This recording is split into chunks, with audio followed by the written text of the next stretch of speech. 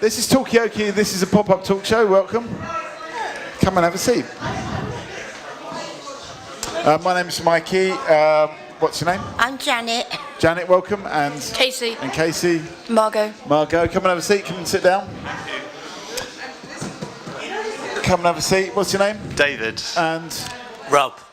Ralph. Rob, sorry. Rolf, sorry.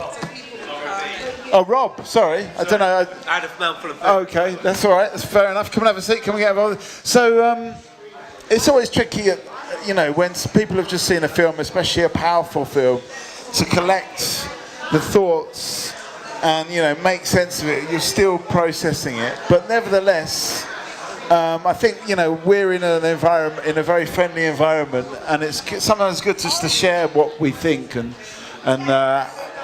just, you know, whatever comes to mind. It could be anything. I think is kind of interesting. It helps to kind of like, I guess, process what happened. We've got another face. What's your name? Ashley. I was briefly out there. What was it again? Ashley. Ashley. So Ashley, Casey, Janet, Margot, Rob. This is crazy. How do you remember David? David and Jay. And hello, I'm Derek. Derek, welcome. So, has anyone got anything they want to get the ball rolling with? Any thoughts, comments, observations? You can put your snacks on the table and drinks. Jay. I was just gonna say that it's quite interesting because even when I walk around now, the area, like I can still like visualize the old blocks. I can still visualize the old estate. Like even if I'm on Clarissa Street, just right there, I'll be like, oh yeah, like that's where like that's how I imagine the block to be like. So there's kind of two realities in your mind. The old. Exactly. Architecture and the new, and they're exactly. superimposed and on top bear of in mind, like it was only 4 years ago, and like 4 years ago, it's like pretty quick. Yeah. You know, so yeah.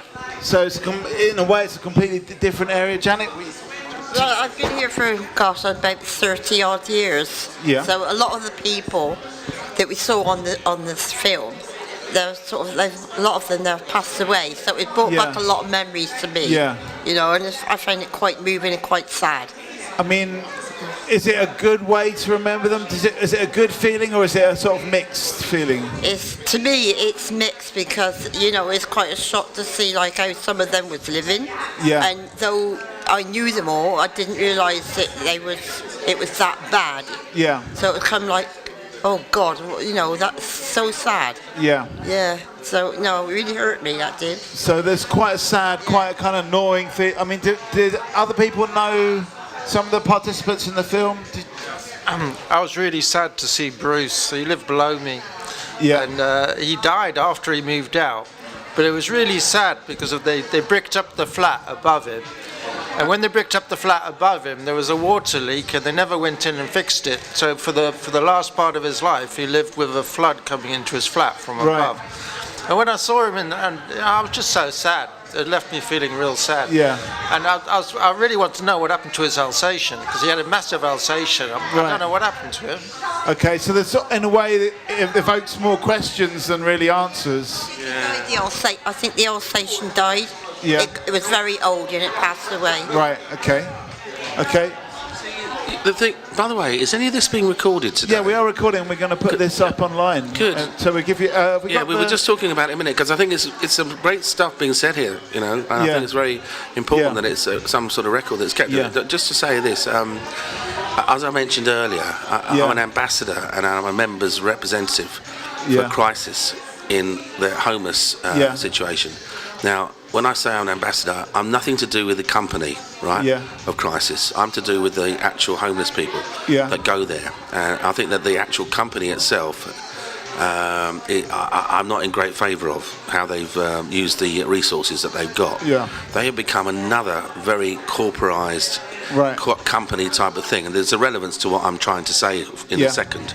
And that is that they have now decided that they're going to kick everyone out that's been there, right, over the years, okay, who came there as a member, as a homeless person, as a disadvantaged person, often some people who, as it's often very, very well linked, with conditions of mentally challenging and depressed situations because of their place. And my point is this, that the community then that we had there in a hub in 66 Commercial Street has been utterly destroyed by corporate people coming into Crisis, the charity, who are, some of them on wages of like 100 and 200,000 pound a year in executive positions, and they've totally. And my point is this: I just want to echo what's being said. Some of those people that have now left have been told to leave, have died. Some of them, like the guy that we saw, that was a very poignant moment. He said, if it wasn't for my animals, I wouldn't see any point in living. When you take away people's sense of living, the reason they're alive in the first place, when you actually cut the rug from underneath them, that can lead to absolute devastation. They just don't want to be alive anymore. Okay, I mean, how important is that connection with home and with where you belong in a way? For me, it's the first time I've seen the film since it's been made, so there's a lot of nostalgia and it's like a bit emotional because it's like I used to live there, I used to see that every day of my life for 20 years, and then I've got pictures of it at home, actually seeing it alive again. It was kind of strange because towards the end it was really dead. Like no one was living there.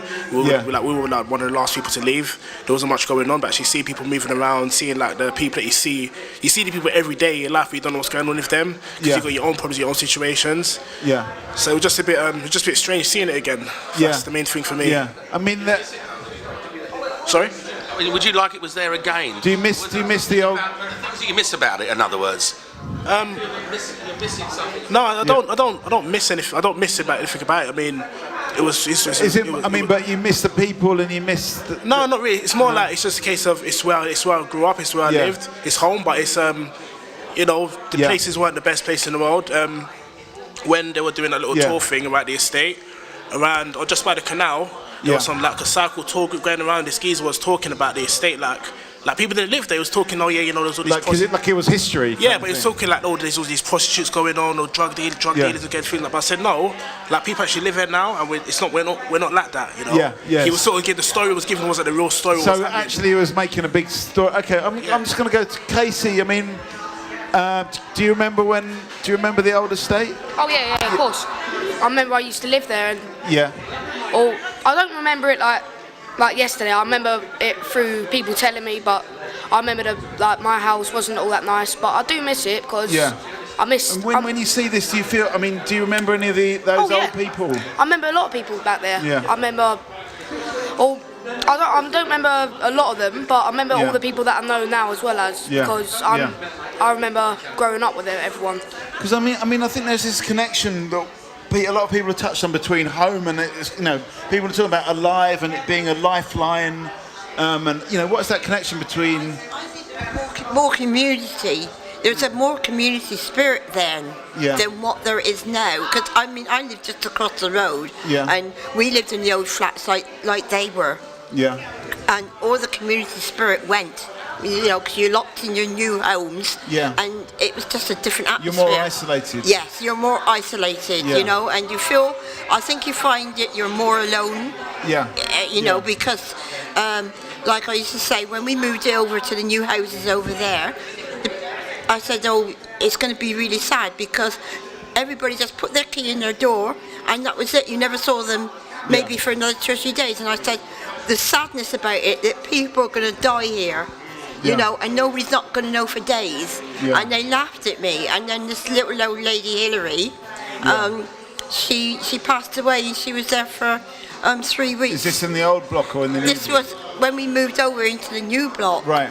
And she passed away, and she was there for 3 weeks before they found her. So I find that sad. There is no community spirit anymore. Okay. Yeah. So let me, Michael, because I think Jay wanted to make a point. Like 2-3 points. Sorry, but basically, it raises the question of like what is the quality of our lives? Like, is it just about money? Like businesses? Like even for example, they knocked down the fire station. Just for they're going to build flats, right? And it's just like what's that about? Like we just saw Grenfell happen, and it's like whoa, is this for real? Yeah. Like fire station over flats. I mean flats over fire station. Another thing is the way how we live is just in blocks, so we don't like what you said. it's hard to see people every day because you go straight into the lift, straight into your flat. Like you don't really see anyone, and when you do, it's awkward. It's awkward anyway because lifts are too small. And do you understand what I mean? So I mean, what I'm getting from you, Jay, is a little bit of a life itself has changed. Kind of the meaning of life sort of changes and becomes a bit more individual. The thing is, with these new developments, we had to have these enclosed walkways.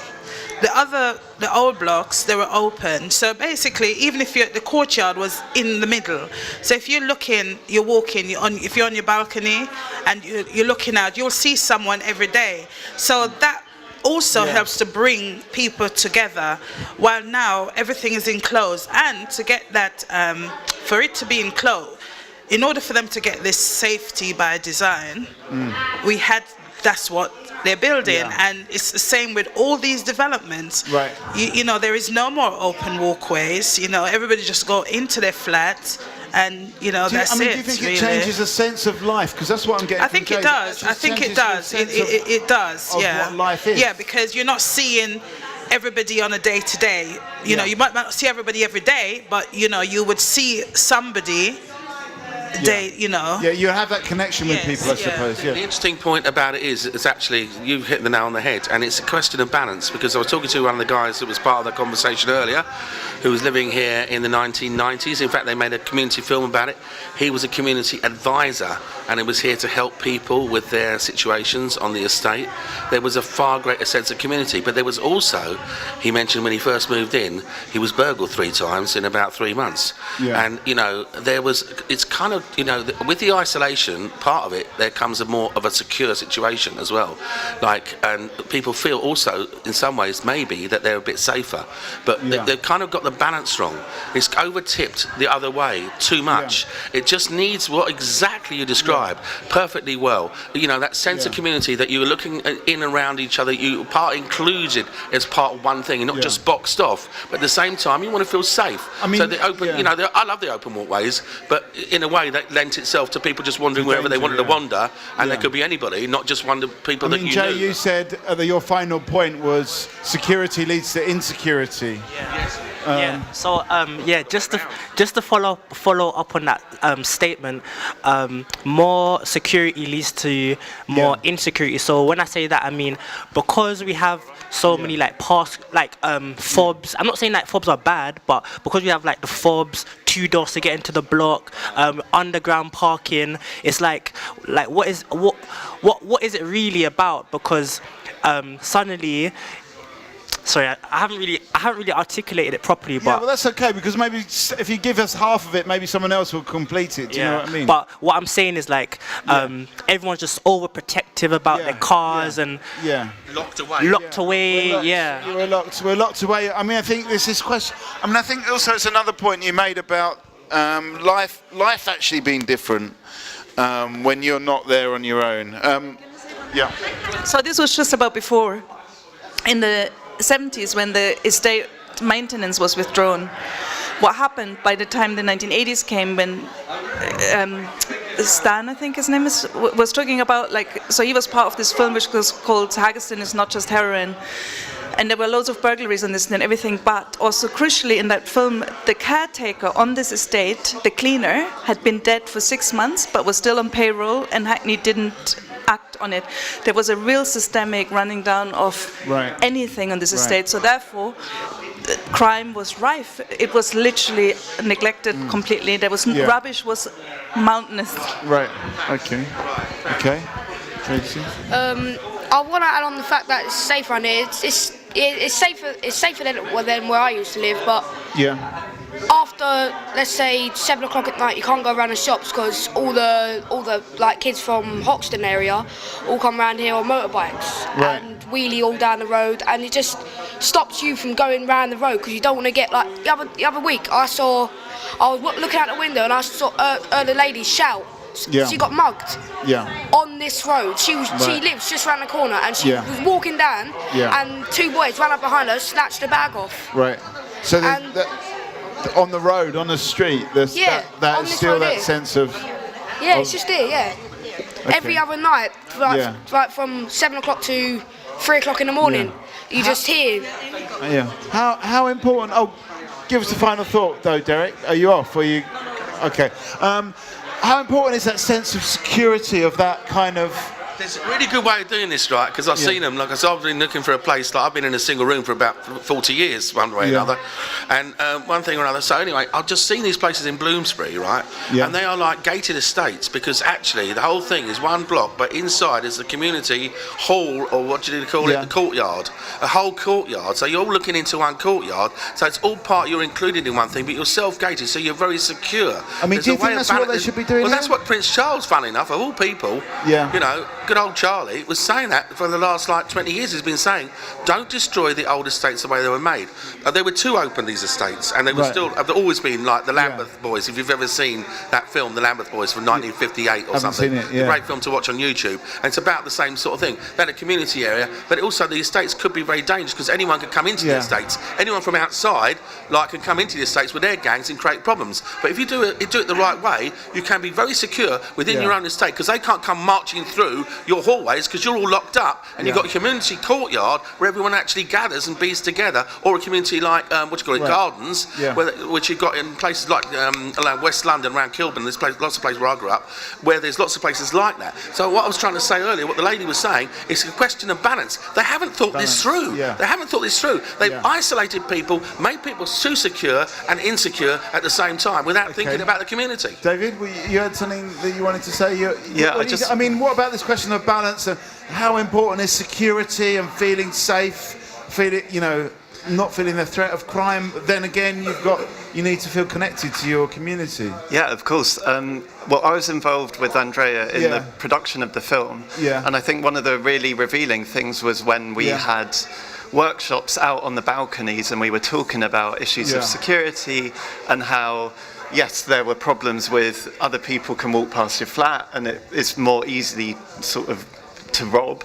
But then there were people like Eric who spent all day out on his balcony watching everyone. Literally, it was the most sort of communal space there. Exactly.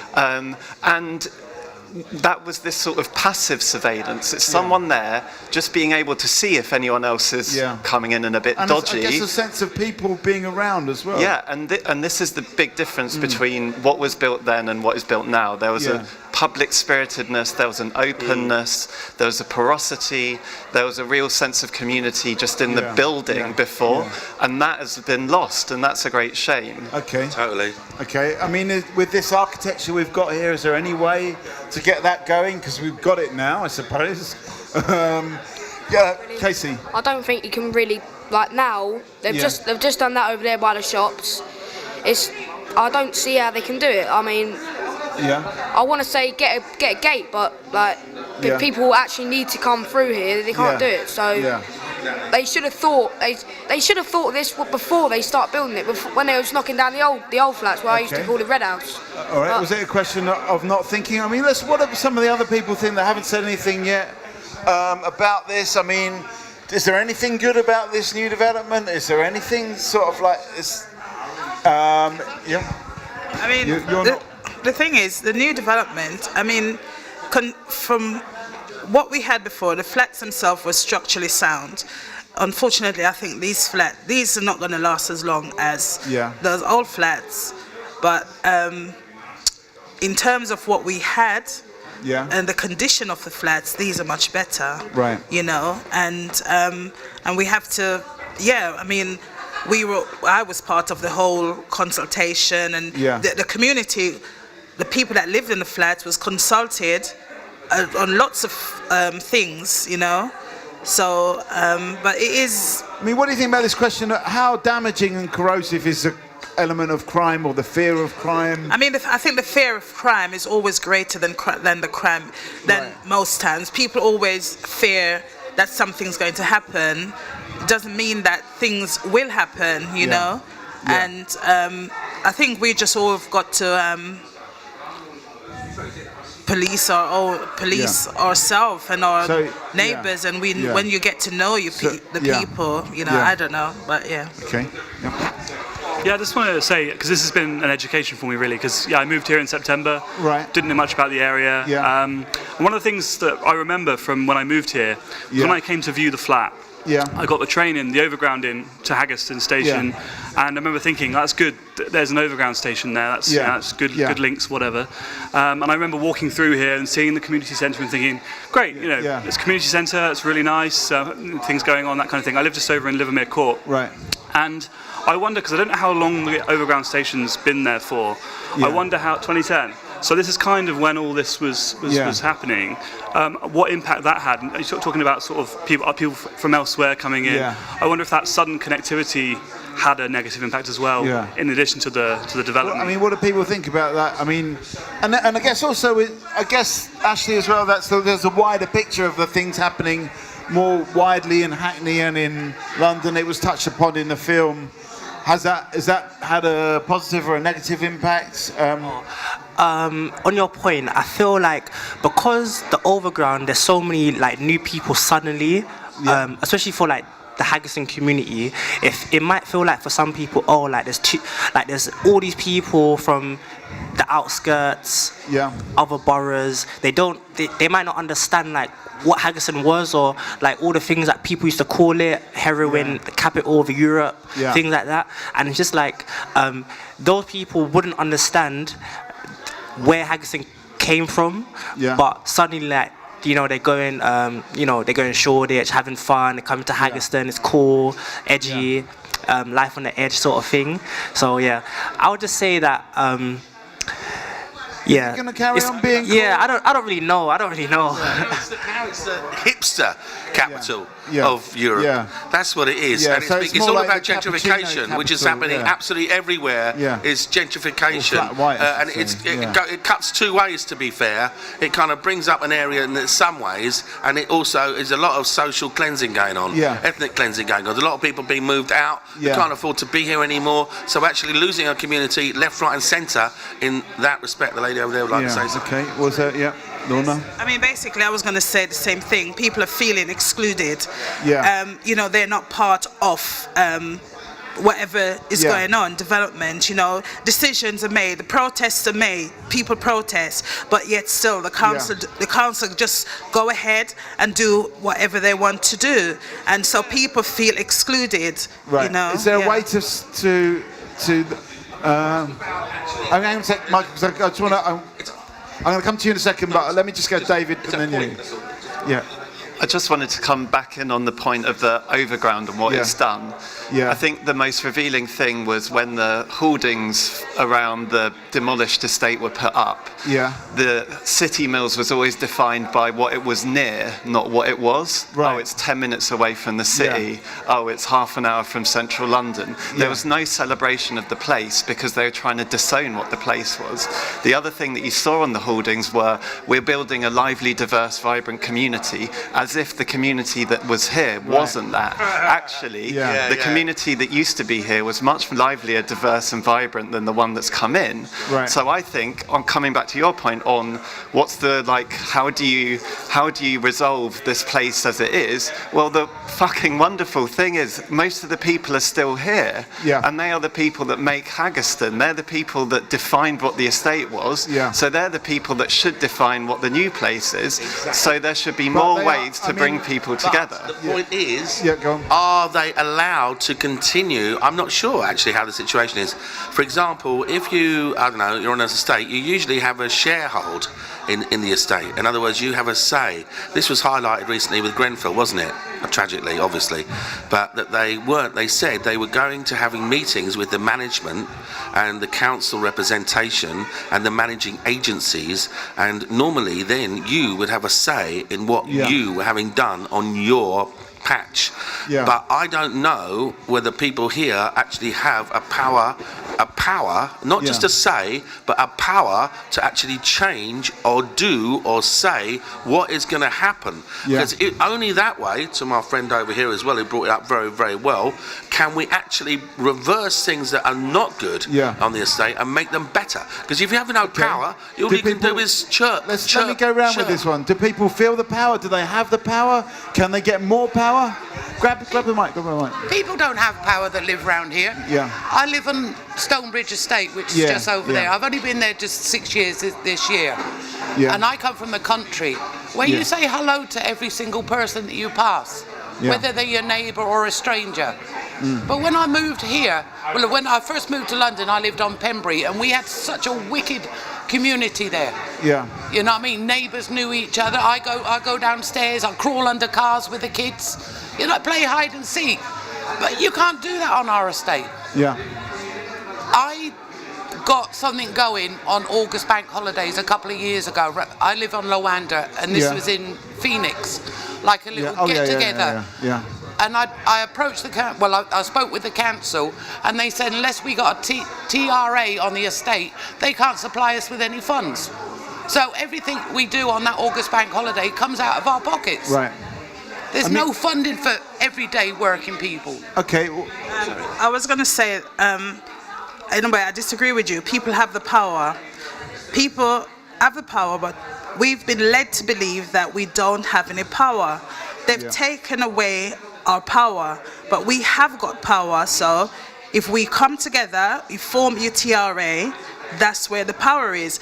That's what we've been trying to do on this estate. We've been, for the last how long, we've been trying to get people to come to just to form a TRA, and it's really difficult. I mean, what about this question of power? Is it a feeling then? If is it like feeling that you can do it, or is it more like organisation? Or it's you have as when you are come together as together, you're together, and we're all singing from the same hymn sheet, as they say. You know, they have to take notice, and we saw that because in Samuel House was the last block to be knocked down, and we saw where we had the power, by joining together. They had to take notice of us. L&Q, there's certain things that L&Q they had to do, because otherwise we knew that we were going to go further with it if they didn't give in to our demands, basically. So it is about a kind of drive, in a sense. Casey, do you feel like you've got the power? I feel like I don't know. I've got power to say this and this and this, but like you don't get the chance to say it. Like no one ever comes. Like I know it's easy said and done, but no one ever comes around here and asks. Like that type today. No one ever really does that. It's the first time I've ever seen. I think this area here is so boring. Like there's nothing here. The closest cinema is Angel. There's a community centre that don't do squat. There's Haggerston Park over there and Snake Park over there, but there's nothing in there like for my type of age. What sort of things would you like to see happening then? What should you know what? Be? I don't know, like an actual community that works together. I'd love a bit more of a buzz somehow. You know what I'd love? I'd love to every other Sunday have a boot sale in here. Or every other Sunday do like a market in the park. Some kind of activity, in the park, Yeah, okay. Exactly. Okay, so I think it's a case of knowledge as well. Like, we have the power, but we don't know where to apply that power. We don't know where to go to. We don't know what to speak to. Like in Hackney today, they put notices about when they're doing roadworks and stuff. But how many people actually read the notices, or when they do public works? Rick does. It's a case of we have the power. We don't have the knowledge of where to go or where to look or who to speak and to. it's complicated and difficult. Like, how many of us know who our local MP is? How many of us know who our local council is? Yeah. Okay. Actually, to do what you're all saying, really, is to get that power. You have to form a very mighty, strong residents' association, and the actual efforts that you have to put in to go to try to get that, to get people enthused about that. Because remember, you're all up against this isolationist policy that you put the people in the first place. So then they've got to reverse their form of thinking. Then you've got to get them into a feeling that actually they are included in something, and then you've got to get them to turn up at things when they're probably exhausted at the end of the day or whatever. And then you've got to say, right, we're going to do this, and then we're going to do that, and then you've got letters that you've got to write. Somebody's got to be the engine room behind all this, and it's a blooming hard job. So it's like a full-time job. for at least one person, let alone a whole team of people, to get this together. So getting a residents' association together and having the power that you need by doing that is a very, very difficult thing to contrive. When you've got isolation, when you've got exhaustion as well, I think it's a good point. It's a hard job. David, I saw you raise your hand, but Rob, you haven't said anything yet. So I haven't. Yeah. But today's that opportunity, right? Like, there's so many of us in a room coming around to talk about the estate and what's going on. Like, I'd love today to not just be a conversation. Okay, so about make it a things that can starting happen, point. Actually, but how make can it we a time bring people together and start funneling these people together? For me, that sounds like an opportunity. And what will be the next step then? Like, get everyone together, make. And this is, I think this is really interesting. Yeah. So the flyer for today. So I'm one of the new people that's arrived on this estate, and I've got a headache just from trying to process so much of kind of what's going on, because it is conflicted. Like, I massively understand do you feel what's going part on. of this community that you've just seen a film about? Do you feel like you're now part of that? Honestly, I don't, and I don't think I would expect to. I've lived here a year. Yeah. It's new. I understand. I'm not oblivious to kind of what's gone on, and that I live in a new flat that's come and replaced something that's existed before, and people lived here before, and that was a community, and that was a strong community. So, yeah, I'm not oblivious to that. I certainly don't claim to feel like a community. I want to be. I want to be here for a long time. I think Haggerston's an incredible place, and there's a lot to love here, and I think there's a lot to unite people about.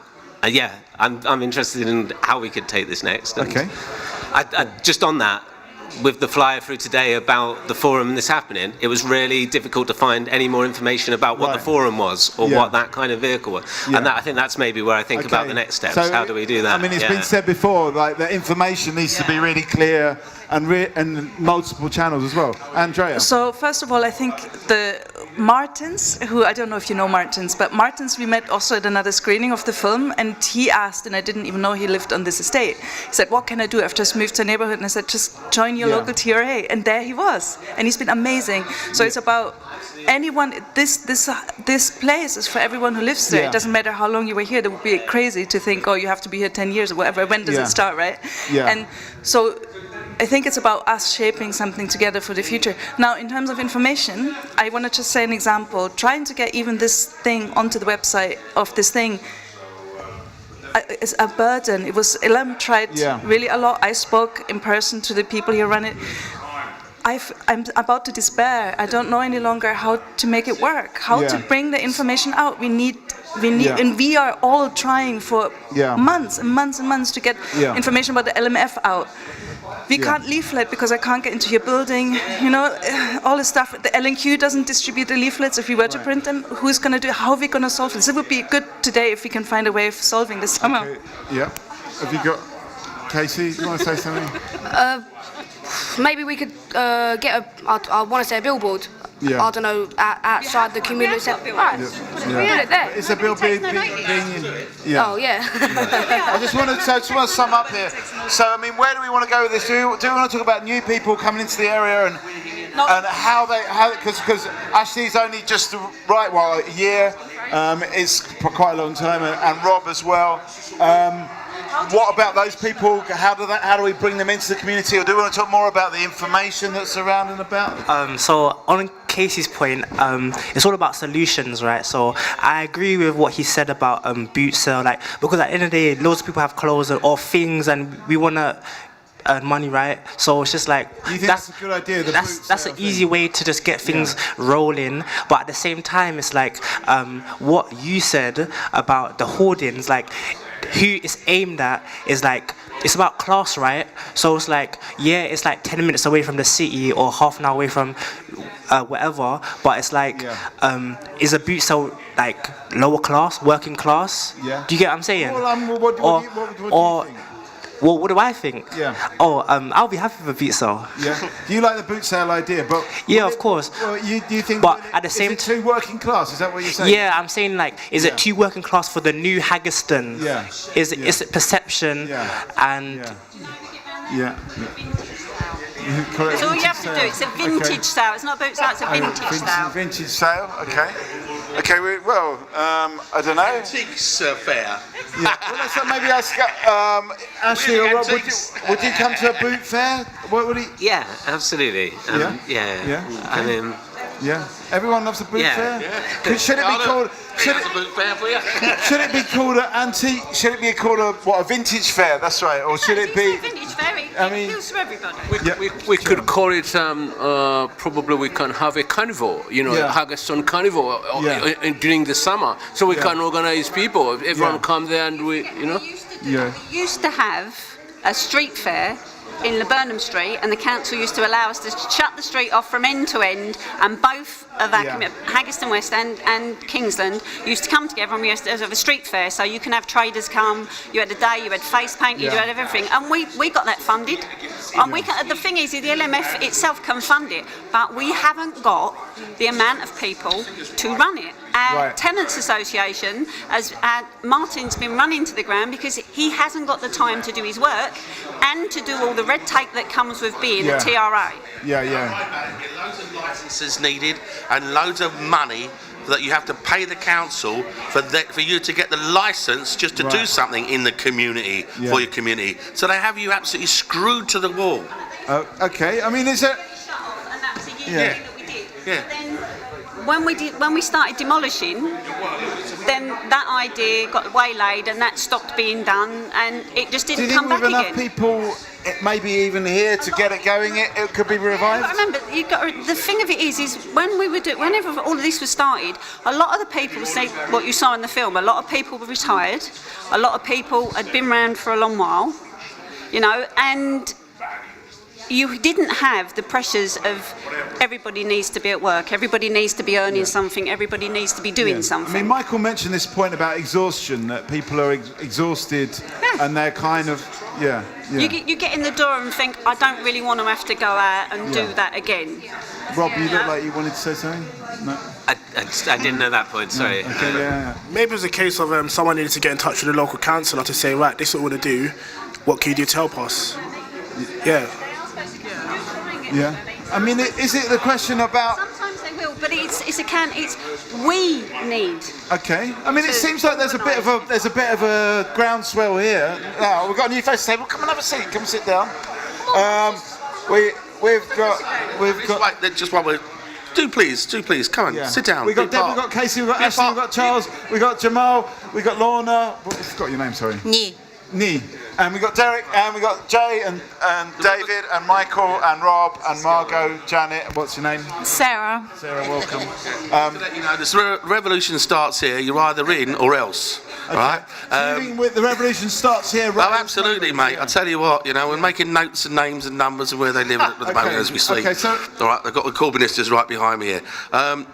There's an actual way of doing this, actually, and that is to get your councillors very deeply involved. They do have the power. Councillors do have the power. They're up against it. They go to scrutiny committees. I've been to these scrutiny committees. They're held in the evening in the town hall in very dark back rooms, but these are where decisions are actually taken. Right.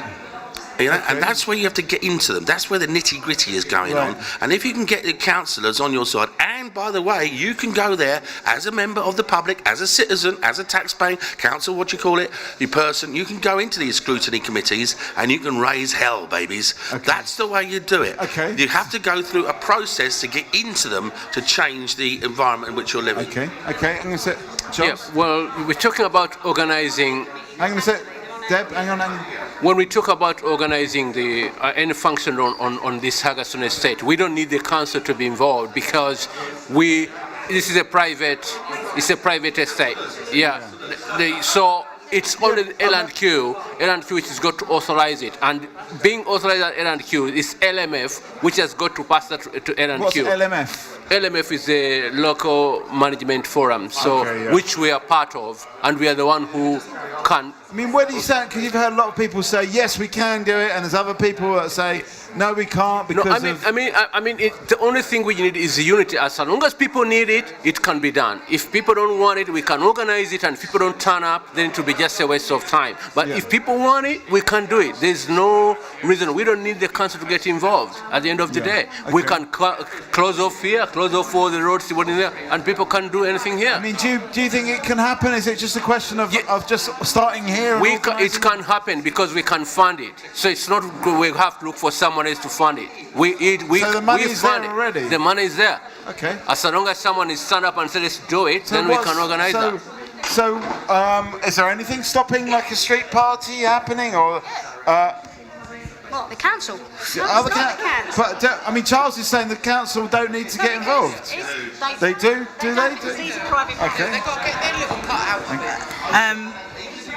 Hang on, like that. Lorna's on the mic. Just to say, if people's got any ideas, good, and they want to, suppose if you want to run a workshop in the community centre or something like that, there's money available. You can apply for funding through the LMF, and if it's something that's obviously going to benefit the community, then you will get the funding to do that. Like the old Laburnum.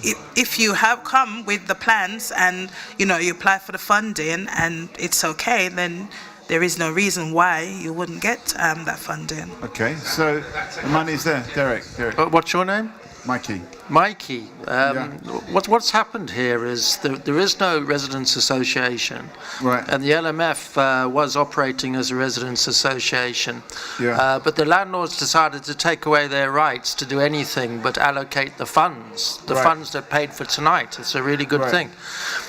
So there is actually no representation of the people or no group that the people can go to. And when the gentleman over there was saying he couldn't find anything online, he couldn't find any information, well, that's the situation. That's the current situation.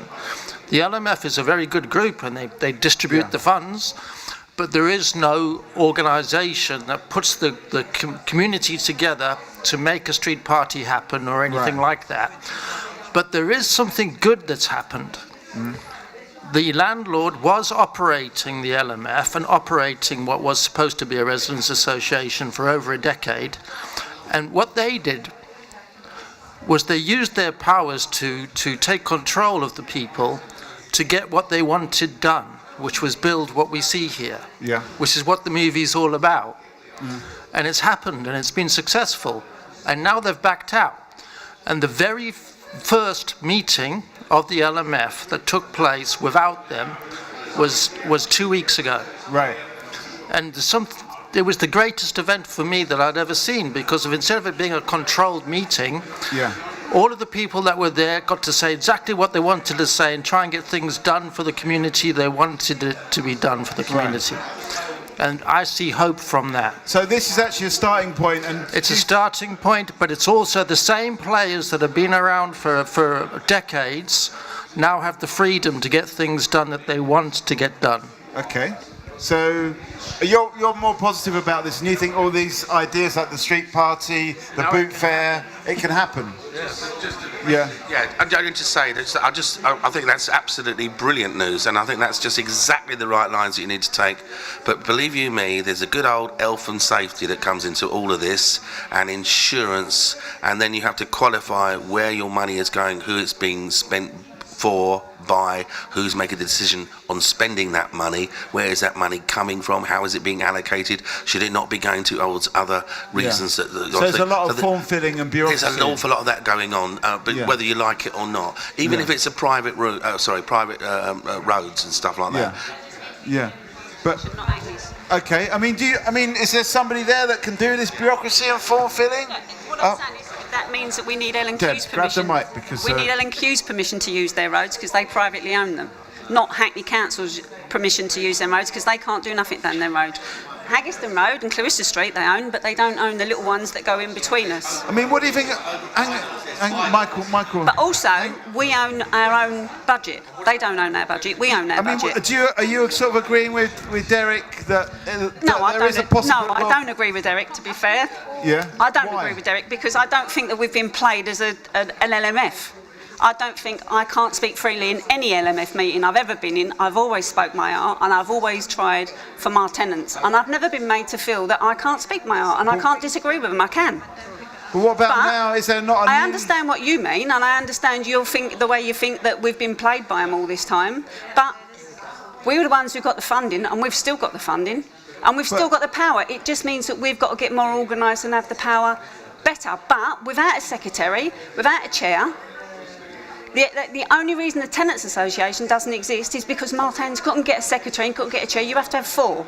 You have to have 4 to have the TRA. So you need people to be involved in this? As an LMF, we have to have 4 tenants, we have to have a Hackney representative, we have to have 2 L&Q representatives at our LMF meetings, or they're not LMF meetings. Whether L&Q secretarial or not, whether they arrange them or not, we still have to have a councillor from Hackney, and we still have to have 2 L&Q representatives and 4 of us as an LMF. Otherwise, it's not a meeting.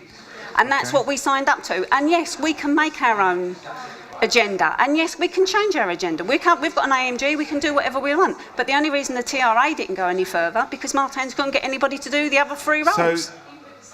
So again, it's because we cannot get the volunteers to get on board, because there is so much paperwork, there is so much red tape, there is so much this. You only get £240 a year for being a TRA. That's all you get. That's all you're going to get. We've got far more than that. We can fund our TRA, we can make our TRA fantastic, but we need the 4 people to do it. Who's going to volunteer and who's going to fill out the forms? That's people to volunteer. Rob's going to volunteer. Let's give Rob a round of applause. Rob's going to volunteer. Yeah! Any other volunteers while we're here? I feel like a bit like the guy, at the beginning of the First World War. Do you know what I mean? You're going to come to any AGA meeting and we've had 17, 20, 30 people sign up. And I guarantee you, the first meeting we've had, there's 4 of us sitting there. Right, okay. So there's a bit of a drop-off then. Well, the people we had who signed up before, they come because they have a problem. The lock on the door is not working, and that's what they come for. And they forget what all this forum, all the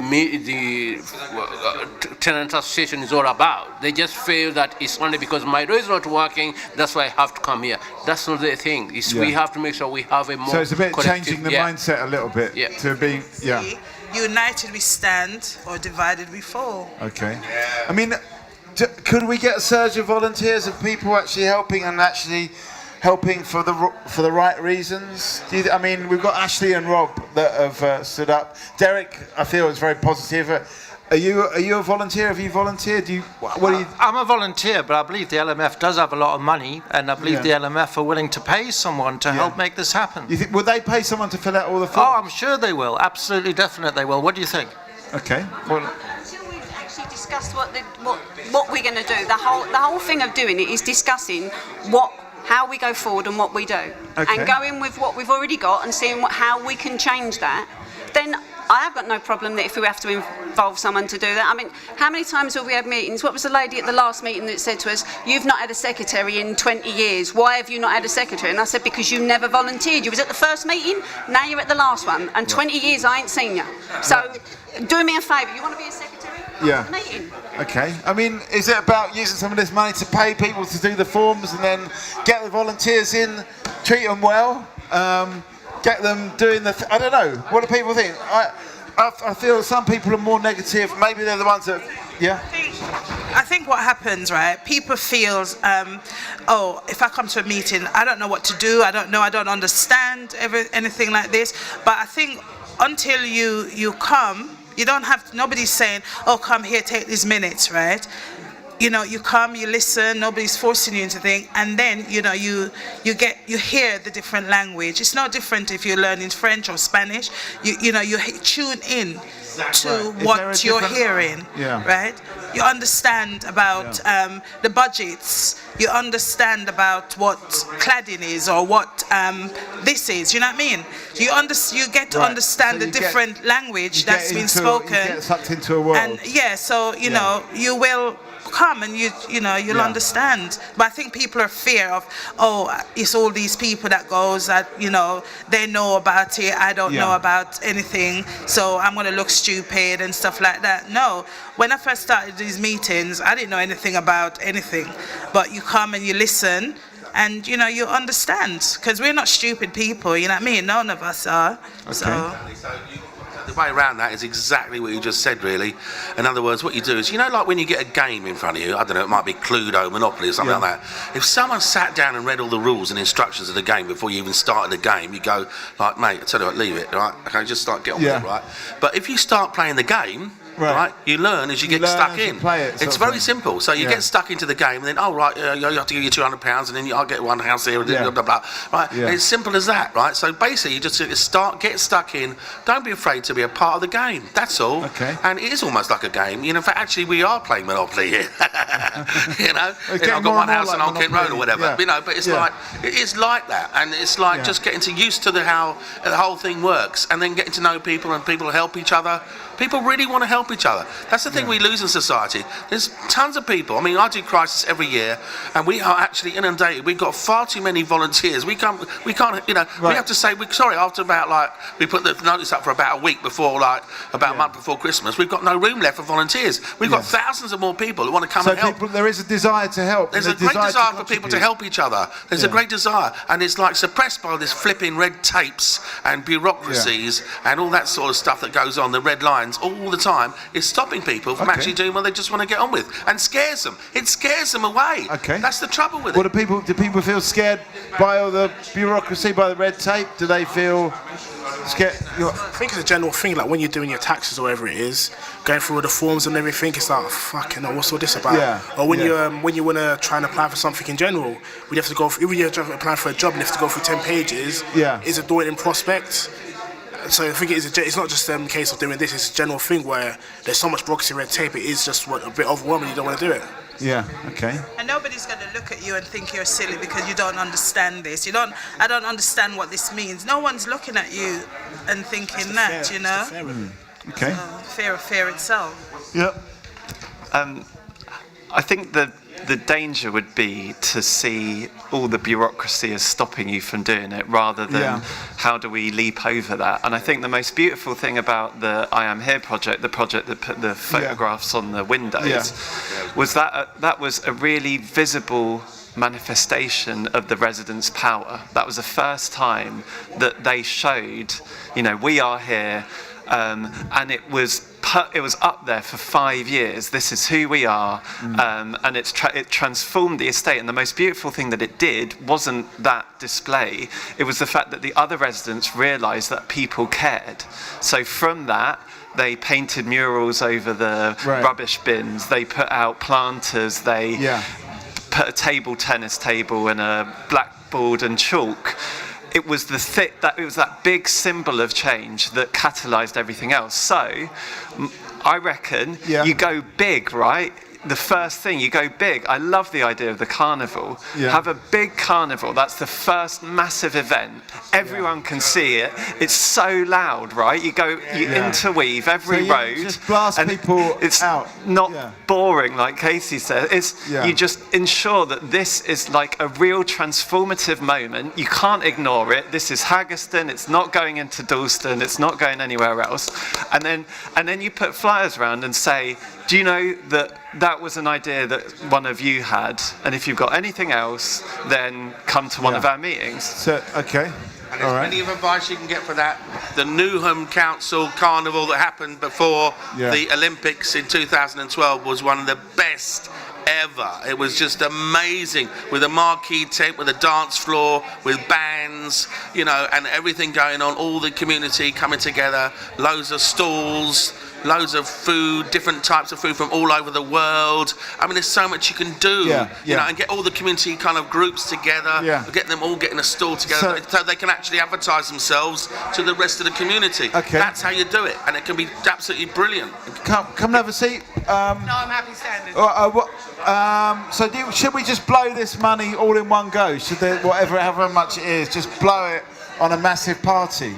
That seems like what. David's gone now, but the council should be involved in this, and they should be part of the subsidisation of this. And all the money that you really need is what I've described already. Is they're really mean like this. Usually councils, they want you to give them loads of money for insurance and health and safety and all that. That's what goes on, and you have to give them piles of money towards that. Other than that, it's not really any of their business. Okay, I mean, but they should be contributing. It should be the other way round. Okay. But I mean, if the money's there, but you have to. Okay, sorry, Charles. Let me just. Grab the mic, because you're go on. What are you saying? think Hackney Council's that poor. Yeah. I'm on disability allowance. Yeah. And I lost my mobility side. They took my car, not the council, the government. Yeah. Took my car off me, Yeah. but they put my council tax up. and I've got less money coming into my house. Yeah. So where's all the money going?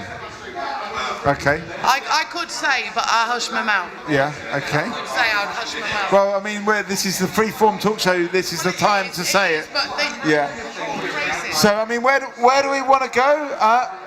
Where do we want to go with this? Do we want to talk about where the money? If you come over on a boat, you get everything under the sun. Okay. If you're born and brought up in this country, you get jack shit. I don't think that's true at all. That is not true at all. If you're coming over a boat, nobody actually wants to come out on a boat, nearly drown in the Mediterranean, falling at the back of a lorry. Nobody wants to do that for fun. If you're coming there, you're in a desperate situation, and you're not coming there trying to get a freeload and you want to work. Everyone I know that's come through difficulty, that's come here, they try to come here to try to work and get money to send back home or make a better life for themselves. No one's coming here for fun or jokes. Okay, so I mean, we could go to the question: where is the money going? Or where, and it might have come across the wrong way what the lady was saying, but it is actually a fact of the matter that in 1977, actually the reason that a lot of the estate's environment changed at that moment in time was the Labour Party that were in charge at that time decided on changing the ethos or the ideal of how you were allowed to get council housing. They changed it from being you being a local community person. This is absolutely fact. It's nothing to do with black or white or boats or this or that. Yeah. It was just a fact that actually they changed it from if you'd grown up in an area and your whole family had grown up in an area and your grandparents had grown up in an area, it meant nothing. Right. All of a sudden it meant you had to be vulnerable. Now it just so happens that people who had to come in through a boat, who come from Somalia, for example, or Bangladesh, for example, happen to be more vulnerable than people that were actually living in the community at the time. Right. So the people that were living in the community were said, excuse me, you have to go, we have to give these places to these people. Right. So that's why it caused a great deal of resentment. They actually created a sort of a racist environment. They, the authorities and the Labour Party of all blooming people, right, actually created that environment. Right. And that's a historical fact. So part of this is actually how, and you know, I think it's a good conversation to have, how social housing is allocated and how... I think that it's not a case of the money's being like funded out or anything. I think from what I've read, the central government has taken money away from the council, so they have to make cuts in other areas. Yeah. And that has a knock-on effect of community projects get defunded because the council has to fund essential services like, say, help for elderly, help for children, whatnot. Yeah. So that money's not being there, so they have to find that somewhere else. So it gets taken out of non-essential places. Yeah. So I guess a community centre might be seen as non-essential. Okay, so the money's getting sucked away by central government. Where do we want to go with this conversation? Do we want to talk about this idea about who gets to be housed and how that housing, how those resources are allocated? Do you want to talk about where's the money going on the largest? It's kind of up to you. My job in the middle is simply to pass the microphone around. You know, we can have a conversation about any of these things, and I think they're all valuable topics. I just want to say the way council housing is now being allocated and all this, it's just not sustainable. Yeah. Because, you know, I mean, a person born in an area cannot get a council property, you know, and it's not possible for them to buy a property. So where is that going to go? It's just not sustainable. It's either they're going to go homeless. So basically, and for the fact is that, you know, we know that there's lots of problems, lots of social issues that goes on at home. Is that person going to continue to live in that environment that is quite toxic? You know, so where they're going to go? They're going to end up on the street, and lots of homeless people on the street. So the children that grow up and live in Casey, we're do you think you'll be living in this area when you're a bit older?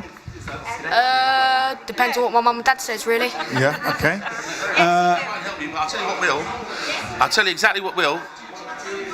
Because we had built into our contract that our children got housed on this estate, and we kept that. And his two big brothers have got a flat each, and Lorna's children have got flats. And anybody who had children, we started in 2007, and if your kids were 7 at the time, by the time we moved in 2017, 18, they were all grown up, and they should have all been allocated houses. And we did that with both phases as much as we possibly could. But Deb, what about the wider question? Because that is not the normal thing that happens, is it? No, because we fought for it. Yeah. This is what I'm saying.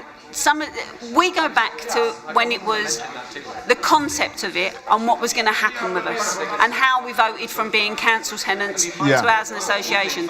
We kept our rent guarantees for our returning residents because we couldn't do for anything for anybody new that come in because we weren't allowed to. We tried, but we lost that. We lost part funding and we had to get refunded. So we lost a lot of things in that as well. But the rent guarantee, the adult split and Parker Morris plus 10 were the three things that we campaigned and we kept. And for our future residents, everyone could, if whatever was left over and that we didn't have to give back to Hackney, we could allocate to our adult children.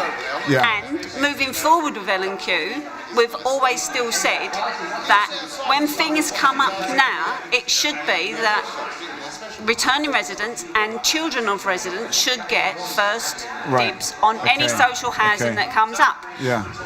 We did that because we saw what was happening everywhere else. We've seen how it is. I grew up in that era of my parents didn't have council housing because there wasn't council housing, they were tenements.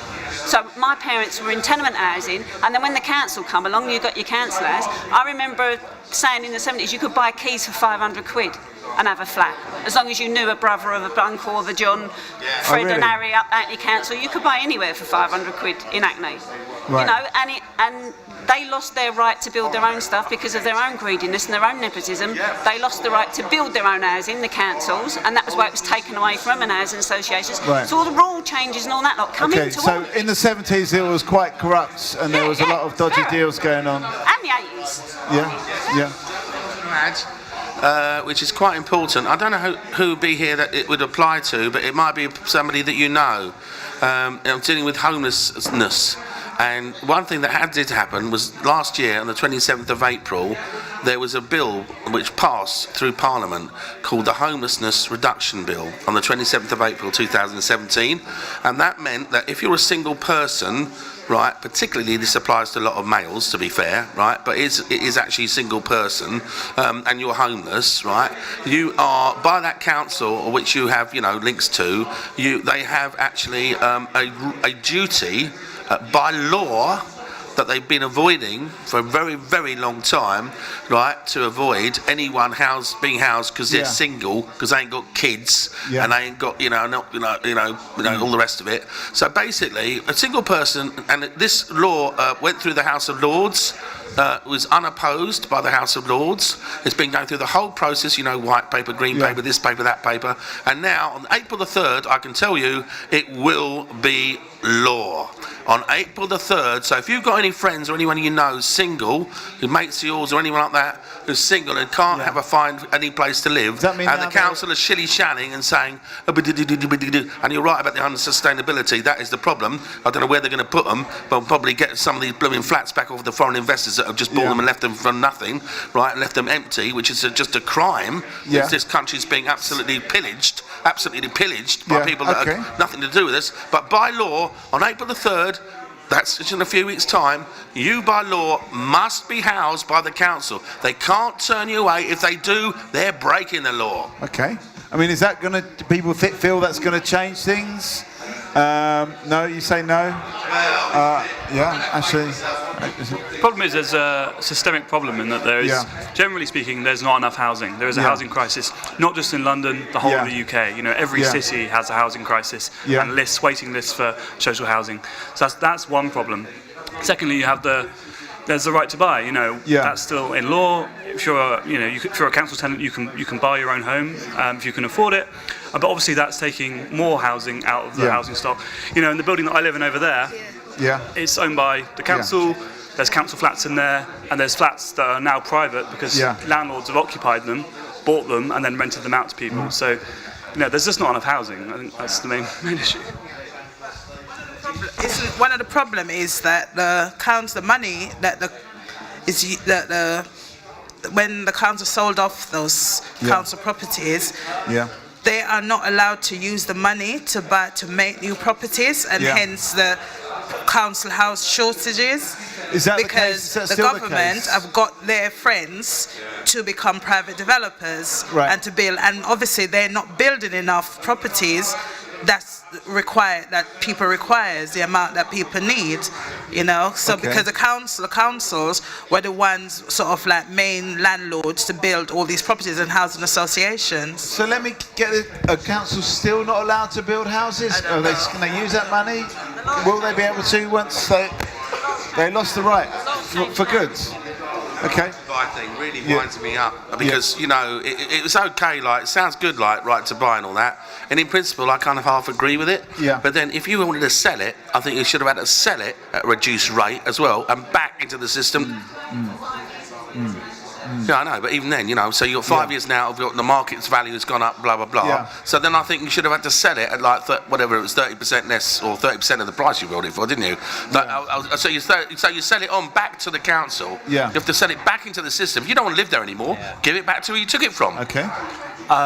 Like this is just a quick question, but do you think, like anyone, that there will ever be a time in London where there is enough housing?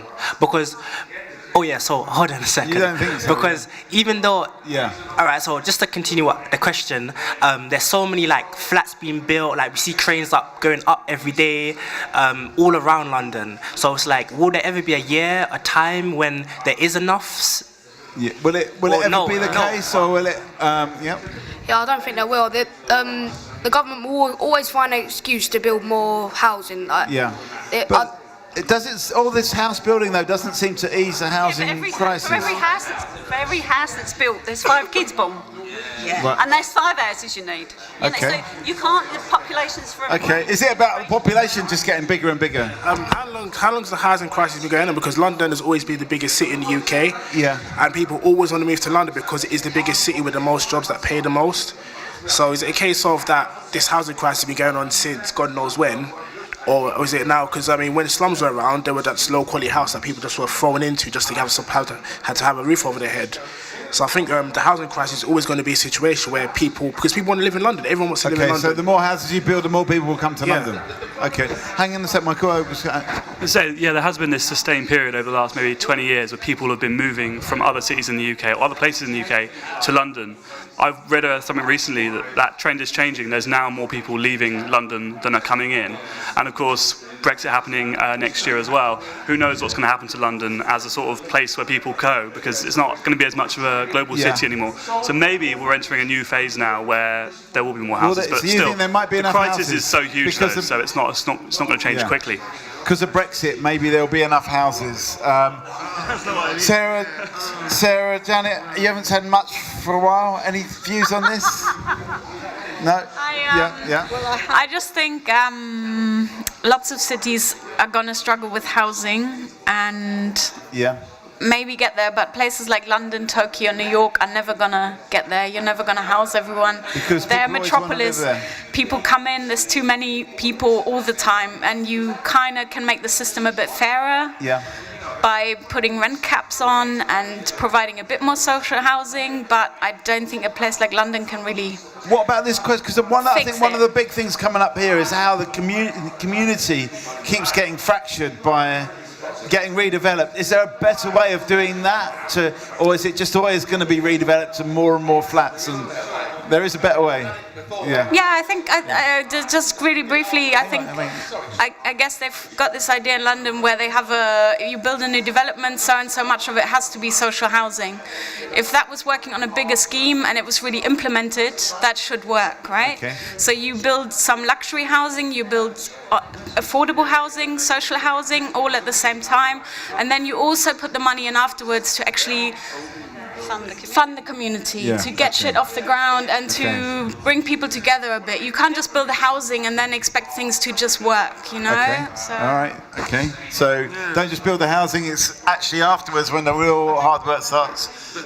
Michael, you asked the question, and I thought it was a great question that you were asking. Is there any way that this can ever change? And the point about it is that the only way it can ever change is if we look at housing again at what it is and not being an asset and not being an investment but being a home. The whole problem is it's become an asset investment broker business. It's got sod all, I'm careful with my words, to do anymore with the right to have a home. And after the war, after people had gone out and got slaughtered to death, in their millions, people kind of turned the whole power of the people turned the whole ethos of everything had to change. There were 300,000 houses being built every year, which is what they say they're going to aim to do now. But if we keep allowing 300,000 people to come into the country every year, I'm afraid that it is just like a tit for tat. So we have to actually draw the line somewhere, which is what the Brexit thing was really saying with people, whether they like it or not. It's not a racist thing, it's just that we haven't got enough houses to start off. But look,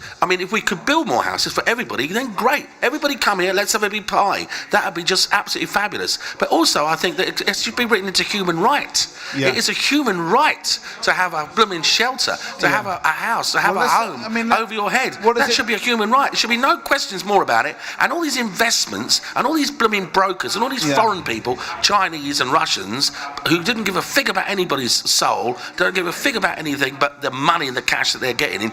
So many of the investments that they've made that they're leaving completely empty, that's what we've got to clear out. We've got to clear them out. We've got to take their money back off them and say, you're not welcome. You've left this place empty for 2 years, 3 years. You're not welcome. Take your money, bugger off, and we'll have our place back. We need powerful government that there never is, because they're only just in for the short term. Right, there's a few different points. There's a question about home. There's a question about immigration, Brexit, the money. Take whichever one you want. Money. I feel like. No, I think if you actually think about money and you think about some of these flats, which I know how much they cost, and I go, actually, is it really worth it? Because the walls are thin, blah, blah, blah, blah.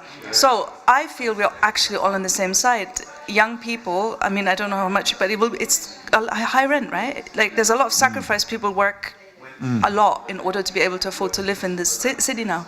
And I feel it's unfair.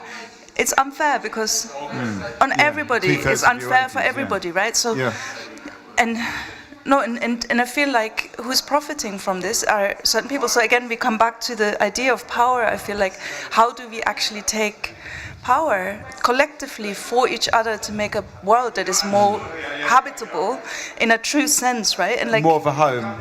Yeah, and I feel like here, what's really interesting for me here is that all these demonstrations that have happened led to nowhere. So since Blair, they were completely destroyed, the spirit of people going out and requesting change, or even an idea of change. And now in America, we see after the first time in such a long time, young people going out asking for change again, and they're hurt because it's young people. So somehow or another, we have to also not stop. But what is it that makes us so sleepy that we're actually putting up with this stuff? Hang on a second. You see, we can't blame the Russian, we can't blame the Chinese, we can't blame everyone else. But you have to remember that those people, they're not to blame. They bring the money here, the government allow them to bring the money. So we can't blame those, we can't call them bastard or whatever. If we were to call anyone bastard, we should call our government the bastards, because they don't know what they're doing. All they need is money. For example, we are talking about housing. We haven't gone about utility. We haven't gone about transport. When you look at all those things like Freckham Transport is owned by German government. You look at electricity. Electricity is owned by French government. Why? Why? So water, you look at water, Thames Water is owned by the Chinese. Why? People don't see these things because they don't have the information about it. So these are the things which we need to look at. We can only look one place at the as we talk about housing, but it's everything. It's part of a bigger sort of. We have incompetent people who are on the top. They don't know what they're doing. You show them a check and they say, "Wow." That's it. Okay. There's all different brokers involved at all different levels all of the time. So you end up, say you've got a brownfield site, right? So somebody owns a brownfield site. Say the council owns a brownfield site for the sake of argument, right? So that then gets sold by the council at pennies, relatively. A bit like, the Royal Mail that was sold off there a few years ago, Relatively, it was sold off at about 20 times the amount that was actually sold off in the first instance. Because what happens is, it's all brokerage. It's all people making money over money. It's all like a pyramid selling basis. Okay. This is what actually happens. It's happened. I've had people. I had a couple of bob a few years ago, and I've had all these investors going on. Would you like to buy up a piece of this? What do they call it? Estate in Chipping Norton. We want a bit of this Chipping Norton estate because, like, in 2 years we're developing this. We've got the planning permission coming through, and when the planning permission coming through, your £5,000 that you've invested in Chipping Norton estate is going to go up to 20,000. So you'd have made all that on that. Then it gets sold to the next person. Like then there's the next brokerage. Then there's the next brokerage. Then there's the next brokerage. So you wonder why it is that these rents and everything else has gone up sky high because profit mongers are playing the game on top of your work and your life for their profit. That's it. All on bits of paper. We're all sold down the river. That's how it works. Until you stop this, it's going to continue forever. Okay, but I mean, what about, surely we all need to make money and earn money and do business. It's a paper. You can't really knock a guy for trying to make a penny, you know what I mean? I mean, they've got a lot of money, but how many turn around and say, you know, I'm not going to invest because of social reasons or everything. They're in the money-making business at the end of the day. I work for a company that does machines for companies that might not be the best, have the most best reputation in the world, but we still do it. Yeah. Okay. Yeah. Okay. Well, we're going to need to get some final thoughts pretty soon.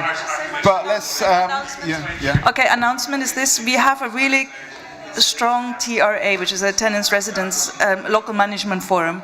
We need new people because we actually, I just want to say, everybody listen, we have enormous amounts of money available per year to be spent on good stuff.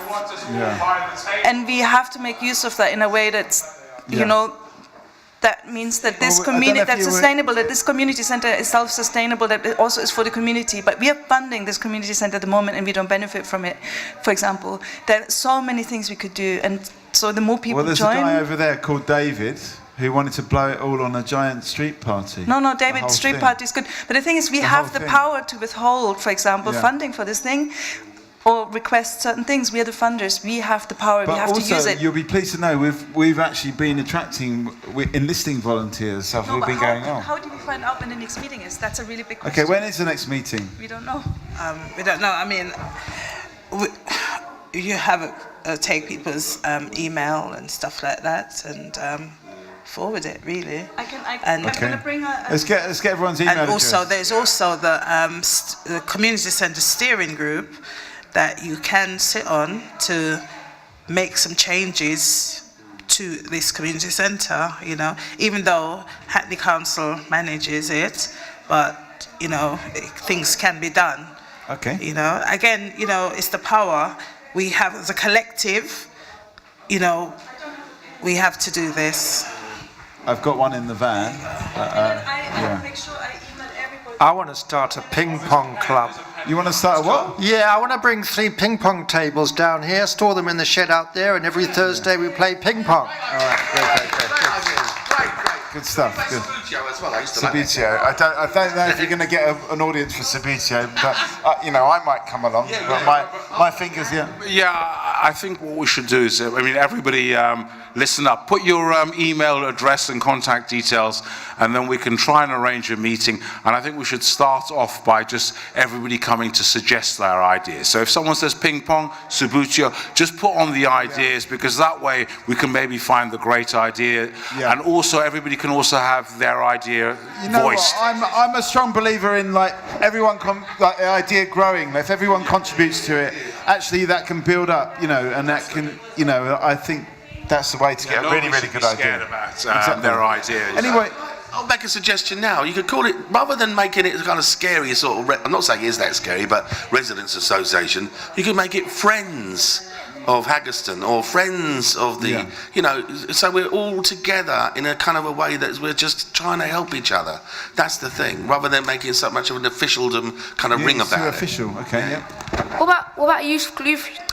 What about a youth club for younger people? I mean, but I mean, but I mean, like you said, ping pong tables.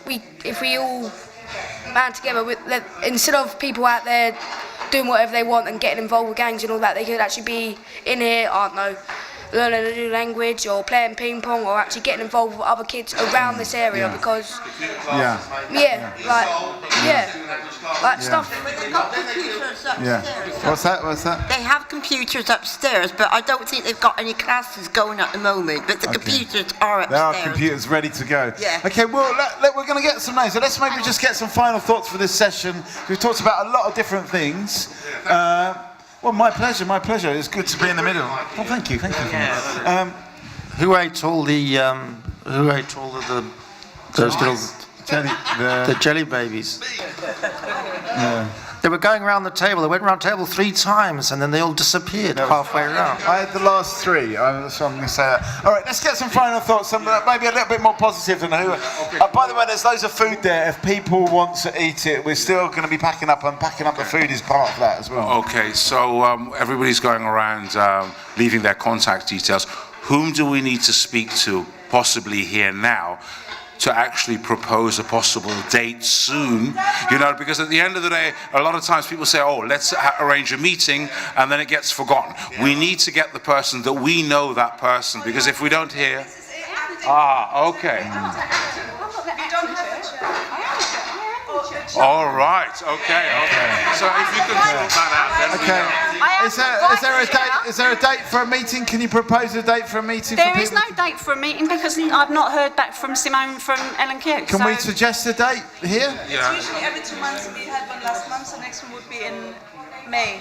No, so we can call out on this. But you've got to ask little Lorna might have an idea. I know you keep saying they're not involved, but we have to have 2 officers of L&Q there and a Hackney councillor and 4 of us. Otherwise, we're not legal. Okay, hang on a second. Yeah. We can take any meeting. We can say when the meeting is. Okay, well, let's suggest a date. We have to arrange it with them. We can't just say we're having our meeting on the 15th. You don't come, we'll have it without you. It don't work like that.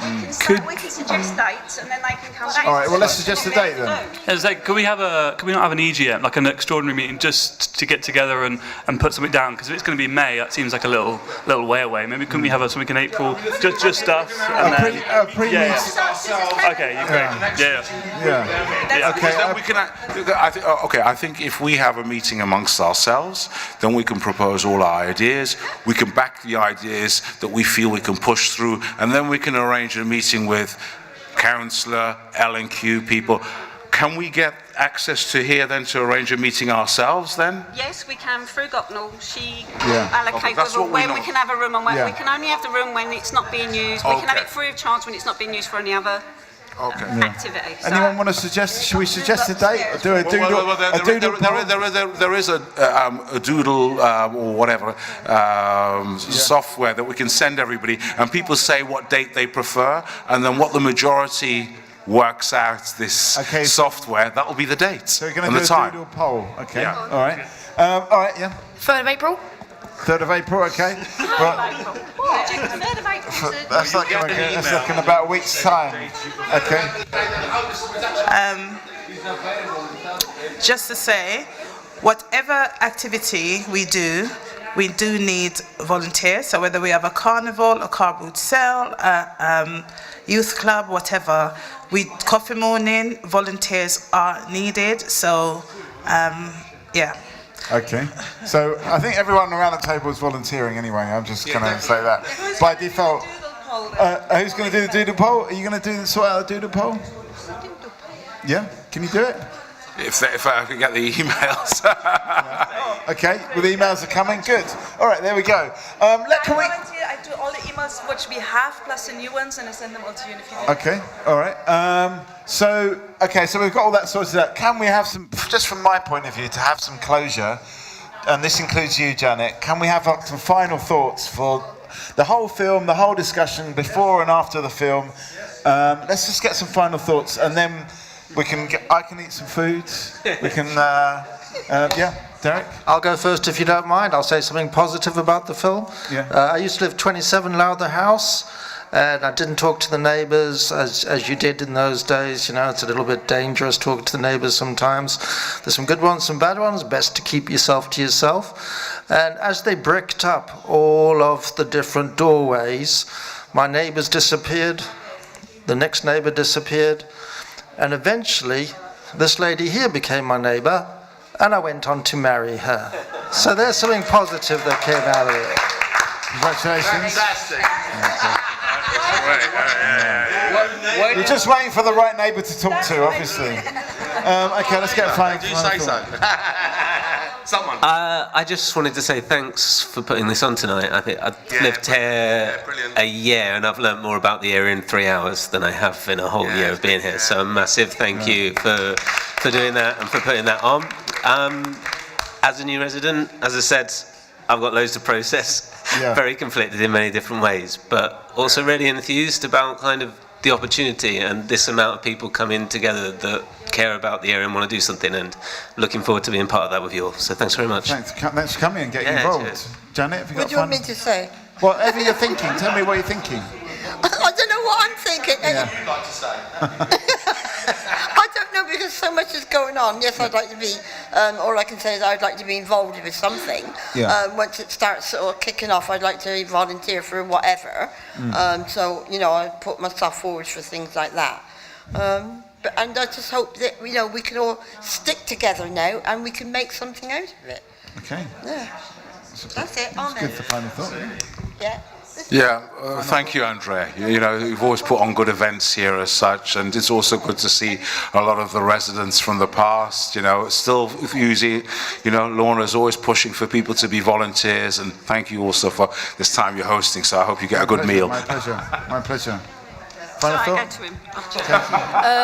Thank you very much, Andrea, for getting this organised. And everybody here has actually helped, and I really look forward to coming back here again. And the car boot sale. That's what you want to see happen. I really want that to happen. You become the chair. Yeah, I'd just like to echo what Rob said. Obviously, I've only lived here for a little while, so yeah, it's been really great to learn more about the community and get involved as much as I can. I work in communications, and so that would be something I'd be really interested in helping out with. It's got my skills base, improving the communications. It seems like one of the things that's come up quite a few times is like, how do you get the information out to such a diverse group of people and let everyone know what's going on? Charles, final thought? Yep. I want to thank everybody for having, you know, turned up today. It's been a successful event as far as I'm concerned, and we look forward for those people to come back, because sometimes people come here and they talk a lot and then they don't turn up. So please. Yeah. Okay. Okay. So please do come back and do what you said you might do. Final thought? I think something like this should happen at least every 2 months or 3 months, and not just this side of the road, the other side of the road as well. Okay. Because but this is LF or L&Q or whatever you call it. We're Hackney. This is the community centre. Yeah, but I mean anything like this should involve that side of the road as well. Yeah, because a lot of the residents went over there as well. Okay, so if anyone can get, I'm the other side of Queensbridge Road, and I'm thinking about using the community centre. Final thought, Jamal? Anything? The film was excellent. It brought back a lot of good memories of the area, and you know, hope everyone just had a nice evening. Well, just thank everyone for coming, and you know, it's people that we haven't seen for a long time, new people, and just to keep coming and to do. Okay, to do things. Thanks to the new residents as well, because I think a lot of focus has been on the older residents that's returning, and not so much focus on the new residents. So thanks for turning up as well. And that's what this evening, this afternoon, is also to be about as well. Okay. Thank you. I came late, so I missed all the good stuff. But I hope that we have another one soon, so I'll be a bit earlier and have more food. And also, I think it's really positive that everyone show an interest. I think we are the LMF member who fund this event, so I don't think there should be any reason why we can't do this again and again and again. Again and again and again, okay. You've had your final thought already, Derek? Final thought, I would definitely say it's been good. The film has been good. I work in youth, I work in fitness as well, so you might be seeing my business cards around. Okay. I can see them fitness classes happening before long.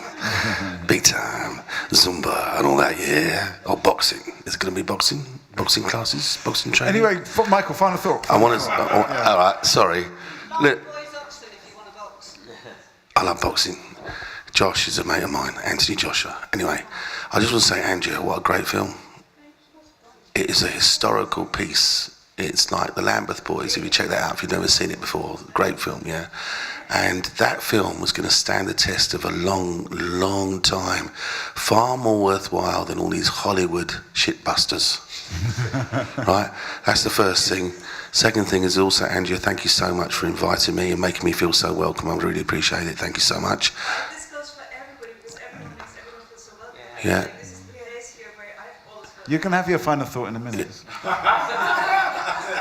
As a company director for a residence management company for the last 13 years, I can help you a lot with a lot of advice about how things do tick. So I would try to help as best as I possibly can, because this is more my manner than anywhere. I go work in Shoreditch. I'm part of the Crisis Homeless Ambassadorship. So I can try and add a lot, as much as I possibly can. And I wanted to say as well, just very quickly, that I think this forum here that you've devised has been absolutely brilliant. You have been absolutely brilliant, Mikey. Thank you. It's a great idea. The way it's just a little subtlety, the attention to detail, and you looking out for people turning up and go, you come over here, you know. Otherwise, I wouldn't have felt included. That was that, and you know, whoever, and whatever has organised this, it is absolutely brilliantly done. You know, it's like things you do sometimes get in Newham. That you know, there is a very community drive. There's a want, there's a need, there's a drive for community in this state, you know, of a part of the world, and it's like. It's just great when it, you know, and it just is allowed to happen. Yeah. Just allow it to happen, and it happens. And thanks, brilliant, well done, thanks. Okay. Well, no, come on. It looks like there was a round of applause kind of coming out there. Anyone on the cheap seats want a quick final thought? Thank you, Mikey, for you must be exhausted because you're doing really hard to host, and I want to just give you a thank you because and everybody everyone here. And thanks to Rick as well, who's been also. Final thought? No? No, I have nothing to offer. David? Just to say, I had the privilege of researching the estate and the history of the estate, and you'll find that every decade there was something really radical that the community came together to do. From the 70s, organising the co-op that undersold the local shop. In the 80s, they pioneered this drug scheme. In the 90s, they pioneered the forum coming together and transforming the estate. In the noughties, they actually came together and got this place built. Andrea did the film in 2010, so it's up to you guys to do the next thing, whether that's the carnival, the whatever, and I have no doubt that that will be done. Just don't underestimate your own power, as Lorna said. Okay, we'll leave it there. Thanks very much.